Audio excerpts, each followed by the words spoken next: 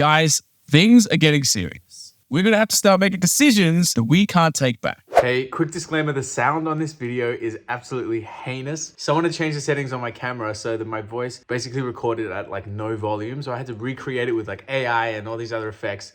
Look, I sound like an idiot, but please bear with me. I think the video is good and I don't have time to do it again this week. So I appreciate you guys. Much love. If you're new here, my name is Pace Randolph and I am lucky enough to be conducting the Choir Imperfect, which is a choir of thousands of my fans that feature on my music under their own artist name, the Choir Imperfect. Right now, we're writing a concept album together from scratch, and the plan is to feature 100,000 voices on the album through a combination of TikTok duets, email submissions, and in-person vocal recordings.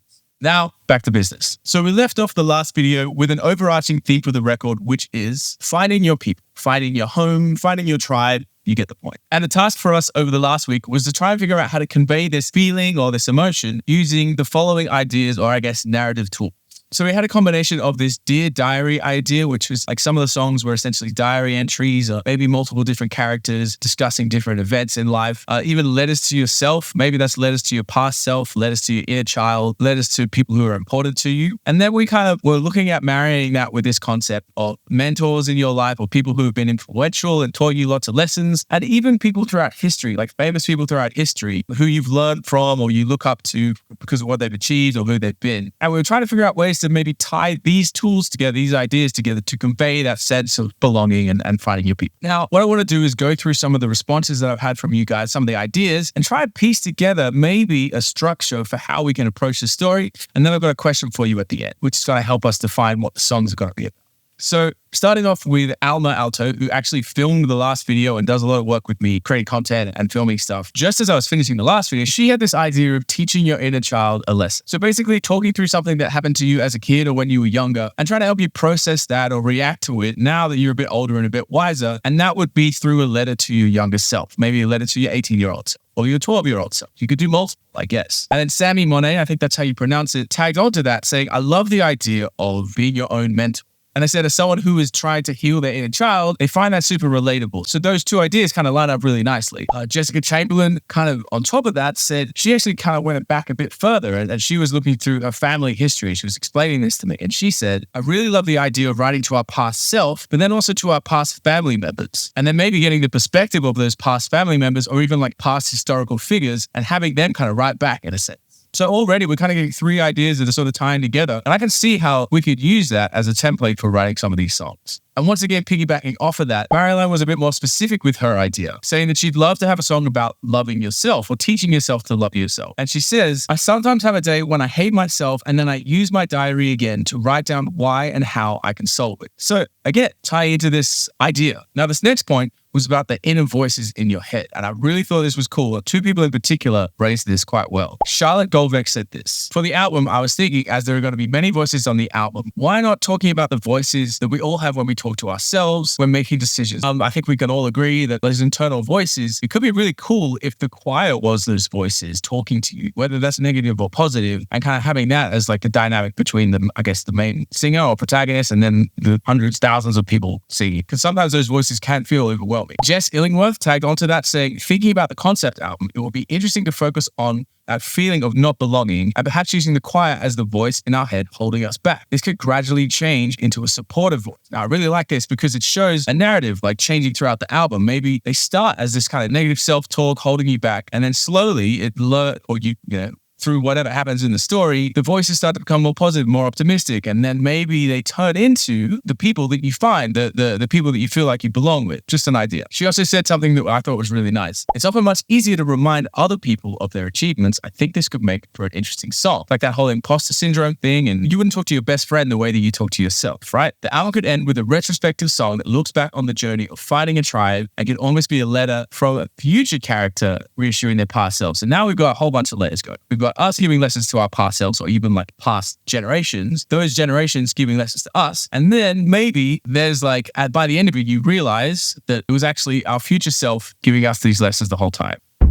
Okay, now speaking of the past, we have Amy who got in touch with this. She asks, who are our heroes and why? So the song is like a first person saying, I'm writing this letter to you to explain why you're my hero. I think this is tough as there are so many people who could be a hero in so many different situations, but it could be cool to like, I don't know, it could be such a normal person. You know that? Do you guys know that song, My Hero, Dave Grohl, Foo Fighters? There goes my hero, he's ordinary kind of thing. I would like to champion the ordinary people in life who are doing like the things to you that seem heroic and that have had the most impact in your lives. She also said getting a letter from your hero, which ties into that thing of like maybe someone from the past writing to you or however it may be. She mentioned, which I think was really cool, and it reminds me of how awesome this project is. She says, like the feeling I got watching the last video and hearing you share my voice with my name attached, a small gesture was what I needed to give me a boost I didn't know I needed. And then someone in the comments agreed too. So guys, when you make a comment on some of the submissions and the ideas, it really does mean a lot to the people making the submissions. So please comment and give praise or whether you agree or even disagree, but just acknowledging the contribution is super important. So please, I really want to encourage that. Julia DeGraff got in contact and said, it could be really cool to learn from some of the heroes throughout history on how they would solve or approach a problem in your life. So already we're kind of getting a pretty fleshed out idea of how to tie some of these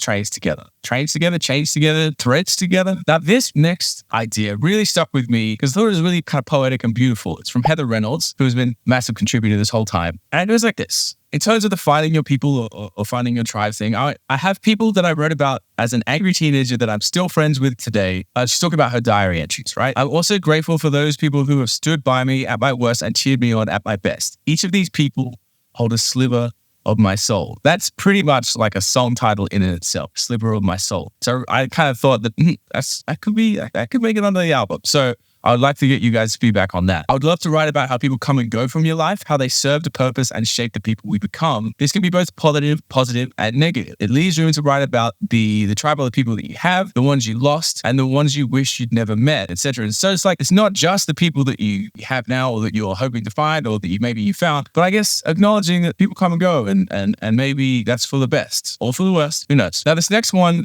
was very specific from Matthew Stein, but I wanted to acknowledge it because I think it's something that we should cover in the album. And it is, so Matthew mentioned that over the last couple of years, he lost his parents and him and his siblings have really struggled with that. So he'd love to have a song that tackles this notion or this experience of loss on the record. I think it kind of ties into what I'm going to be asking you guys towards the end, but it's something super powerful that I think a lot of us can relate to. So these are the things that I want you to be thinking. So where does this leave us? You know, these are just some of the suggestions that you guys have put through, but I've obviously spent a lot of time thinking about it. I really, really, really like the idea of the choir being sometimes the voices in our head, maybe especially at the start as we're a bit more introspective, but also being the people who give us that sense of belonging. So it would be cool if at the start of this journey, those voices are our internal monologue. Sometimes they're mean, sometimes they're supportive, sometimes they're hopeful, sometimes they're just as helpless as we are. And then throughout the record, as we build and grow, it slowly comes to represent the people that motivate us and the people that inspire us and the people that we come to love and the people that give us that sensation of, you know, coming home or feeling like you're at home. And I think the Dear Diary concept could be more interesting and maybe more flexible as a storytelling tool if it's tied with this idea of writing letters. Like imagine a diary that you're writing in and it somehow sends those letters back to your younger self. Maybe you have the same diary. It's like, I guess, you know, it's obviously like a magical diary, but this idea of being able to teach your younger self a lesson through your diary, but also maybe sometimes accidentally or randomly or whatever, you open your diary one day and there's an entry from someone who should have been dead 200 years ago, or maybe your parents or something like that. And you're like, what's going on here? I think one cool idea, which we kind of touched on, could be having like all these people from the past maybe writing to you and you writing to your younger self. And then towards the end of the album, maybe at the very end of the album, you realize that it wasn't these people from hundreds of years ago or, you know, ancestors or whatever. It was actually your future self, but they knew that you wouldn't believe yourself because maybe you don't trust yourself or you don't have that self-confidence or,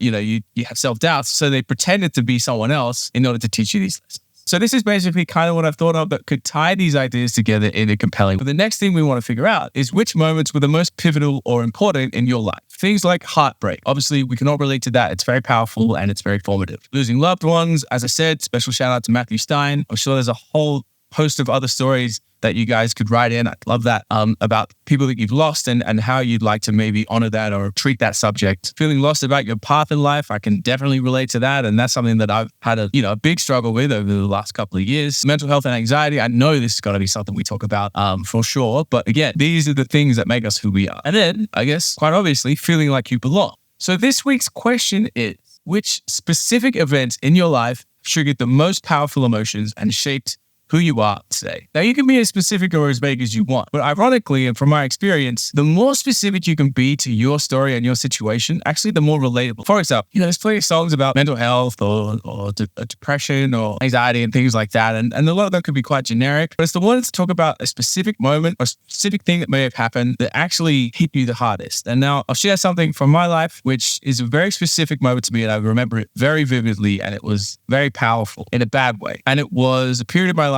where I was, what I now know, in a period of depression and quite a dark place, feeling very alone, very lost, very, I guess, scared of life and almost feeling like I was invisible. I remember walking past the mirror and I caught my own eye and I looked at myself in the reflection. I just laughed at myself. And it wasn't like a joyful laugh in any way. It was like this pitiful, kind of like detached from self laugh at the person who I saw in front of me. I remember saying to myself, "You are so alone," and like kind of laughing at myself as I was saying it. And it was this most pathetic feeling of just like someone else looking at this lonely loser in the mirror and saying that. And that was the moment that I realized it was bad and it wasn't normal, and I wasn't experiencing something that I've experienced before. So that kind of thing is what I'm talking about. But I know that in telling that, there are going to be people on the other side of this camera who can be like, "Man, I feel that because it's like when I did this or when this happened to me." So please flood my inbox with stories, moments, events. You don't have to get too specific if it's uncomfortable for you to talk about. You can say, "Hey, Pace, I prefer that you don't share my name if you're going to share this idea, but this happened to me. I'm going to totally respect that." But really, the more specific we can get, the more powerful we can make this message. And these are essentially going to be the building blocks for the songs we want to write. We want to figure out what emotions we want to cover, what events we want to cover in life, and then we can start writing and putting that story together. So thank you all so very much for putting yourself into this project. I love each and every one of you. I can't wait to hear from you. Take care. Big kiss. See you soon.